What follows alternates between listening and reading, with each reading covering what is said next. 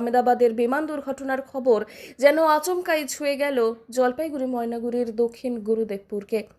আজ থেকে ঠিক 15 বছর আগে 2010 সালের 24শে জুলাই এই গ্রামে আছড়ে পড়েছিল একটি MiG-27 যুদ্ধ বিমান। হাসিমারা এয়ারবেস থেকে উড়ছিল এই যুদ্ধ বিমানটি, কিন্তু মাঝপথেই ধরে যায় আগুন।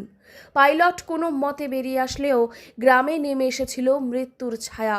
4 জনের মৃত্যু, আহত 16 জন, ভস্মীভূত হয়েছিল একাধিক ঘরবাড়ি। আজও অনেকে ভুলতে পারেননি সেই বিভীষিকাময় দিনটা। জানি প্লেন দুর্ঘটনা আছে। এই কোথায় বসলো কোথায়? আমার বাড়ির পিছনে যে ইয়েটাতে আছে বাদে। আপনার কি ক্ষতি হয়েছে? আমার বাড়িঘর সব ক্ষতি হয়ে গেছে, বাচ্চা দুটো মারা গেছে। দুটো বাচ্চা মারা গেছে।